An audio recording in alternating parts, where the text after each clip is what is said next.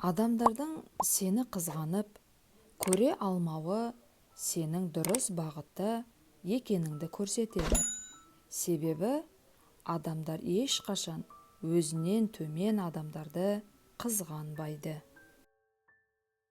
Қолыңда билік барда әділетті болу, әлсіз кезіңде жүректі болу. Ол нағыз текті адамға тән қасиет. Кісінің бір ғайыбын маған айтқан адам, менің 100 ғайыбымды кісіге айтар. Тәкаппар және қыңыр мінезді адам өзін керемет деп есептейді. Бірақ осы екі қасиет оның түбіне жетеді. Бір жұмысты бастау үшін керемет болу шарт емес, бірақ керемет болу үшін бастау шарт. Барлық дүние өз ортасында болғанда ғана тіршілігін жалғастыра алады. Ақылдан артық байлық, көркем мінезден артық дос, әдептен артық мұра, ғылымнан артық абырой болмайды. Өз ортасынан ажыраған барлық нәрсе құриды. Бұл адамдарға да тән қасиет. Жақсы күнде болсын, жаман күнде болсын, жауының кім болғаны маңызды емес. Маңыздысы қасында кімнің болғаны, кімнің болысқаны. Біреудің мінін көргенше, жамандығын тергенше, өз ойыңды мазалап, өз бойыңды тазалап, өзіңмен алыс өлгенше. Не пайда күш жоқ болса нарлығыңнан, пайда жоқ кең болмасаң тарлығыңнан. Көрінбеген нәрсені аламын деп, айырылма қолыңдағы барлығыңнан.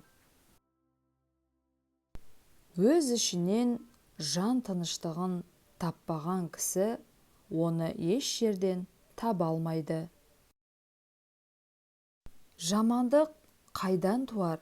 Тілден туар. Әркімде ғақыл болса, тілін буар. Шығарсаң бір жаман сөз сен аузыңнан, артыңнан айдаһар боп сені қуар. Үйлену оңай, үй болу қиын деп жатамыз.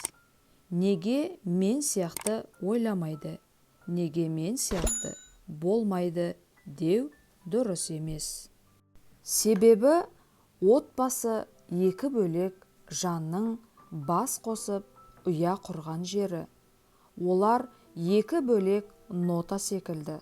Міне, сол екі бөлек нотаның әдемі үйлесімімен керемет мелодия пайда болады. Ешқашан бір шегеден не болады деп ойламаңыз. Бір шеге бір тағаны, бір таға бір тұлпарды, бір тұлпар бір қолбасшыны, бір қолбасшы қалың қолды, ал қалың қол болса түгел бір халықты аман алып қалады. Алатын кезде алға озып, беретін кезде артқа бұрып қалатын, алғаны мен бергенін жіпке тізіп санайтын адамнан аулақ жүр. Ондай адамнан құтылудың өзі олжа. Бағасына қарамай бір нәрсені ала берем десеңіз, онда сағатқа қарамай жұмыс істеуге тура келеді. Адамның шын келбетін өзінен жоғары лауазымдағы кісілермен қарым-қатынасына қарап емес, өзінен төмен, әсіресе өзінің қол астындағы кісілермен қарым-қатынасына қарап білуге болады. Үнемі жұрт не айтады деп ойлайтындар біраз уақыттан соң олардың құлына айналады. Бір қадаммен не болады деп ойламаңыз. Әу баста бәрі бір қадаммен басталған.